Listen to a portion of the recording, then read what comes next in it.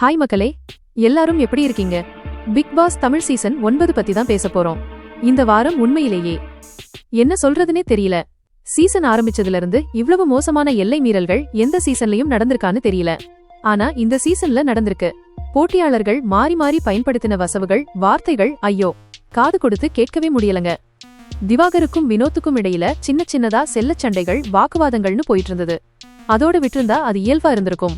ஆனா நம்ம விஜய் சேதுபதி போன வாரமே வந்து வெளியே உங்க ஃப்ரெண்ட்ஷிப் பயங்கர வைரல்னு போட்டு உடைச்சார் பாருங்க. அங்கதான் வினை ஆரம்பிச்சது. அதுக்கப்புறம் என்ன, வினோத் திவாகர சீன்றது ஓவர் டோஸ் ஆகிடுச்சு. ஒரு கட்டத்துக்கு மேல திவாகருக்கே எரிச்சல் வந்தது. அவரோட ரசிகர்களான நமக்கும் தான் வேண்டுமென்றே பண்றார்னு தெரிஞ்சது. அதான் கடுப்பானது. அதுக்கும் மேல என்னன்னா, திவாகரோட உருவத்தை வைச்சும் நடைய வைச்சும் கிண்டல் பண்ணினது இருக்கே, அதை சுத்தமா ஏத்துக்கவே முடியாதுங்க. வினோத்தோட கம்ருதீனும் சேர்ந்து செஞ்சதெல்லாம் அநாகரிகத்தின் உச்சம். மரத்துக்கு சேலை கட்டுவது, பொம்பள பொறுக்கி மைனஸ் என்ன மாதிரியான வார்த்தைகள் இதெல்லாம் எந்த பிக் பாஸ் சீசன்லயும் நாம கேட்டதே இல்ல. ஒரு குடும்ப நிகழ்ச்சியில இப்படி பேசுறது எவ்வளவு தப்பு. அப்புறம் அந்த ஜூஸ் கடை டாஸ்க்.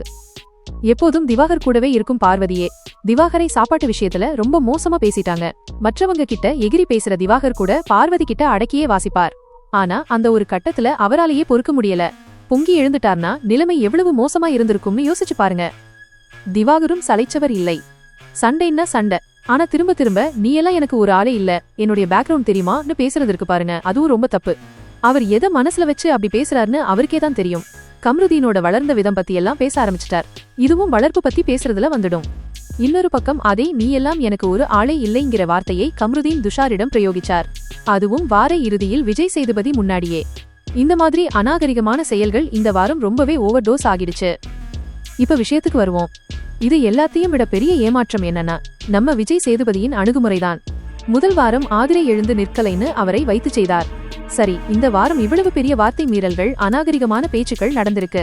சரவெடியாய் வெடிப்பார்னு பார்த்தா அந்த எதிர்பார்ப்பு புஸ்வானமாகிடுச்சு. போட்டியாளர்கள் கிட்ட இந்த வாரம் நீங்க நடந்து கொண்ட விதம் மோசம்னு சொன்னார். அது வரைக்கும் ஓகே. ஆனா அவங்க பயன்படுத்தின வார்த்தை பிரயோகங்களை கேள்வி கேட்காம விட்டது ரொம்பவே ஏமாற்றம். குறிப்பா பேக்ரவுண்ட் தெரியுமா, வளர்ப்பு குறித்தெல்லாம் பேசினதை அவர் கண்டிச்சிருக்க வேணும்.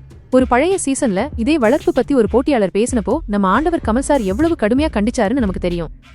ஆடியன்ஸ் குடும்பத்தோட நிகழ்ச்சியை பார்க்க முடியலைன்னு சொன்னதை கோட் பண்ணி பேசின விஜய் சேதுபதி அநாகரிகமான வார்த்தைகளை தவிர்க்க சொல்லி அவங்களுக்கு கொஞ்சம் அறிவுரை சொல்லியிருக்கலாம். ஒருவேளை இந்த சீசனுக்கு இதுவே போதும்னு இருந்துட்டாரோ தெரியல.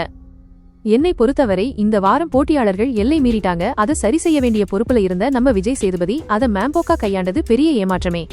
மக்களே, நீங்க என்ன நினைக்கிறீங்கன்னு கமெண்ட்ல சொல்லுங்க. அடுத்த வாரம் என்ன நடக்க போகுதுன்னு பார்க்கலாம்.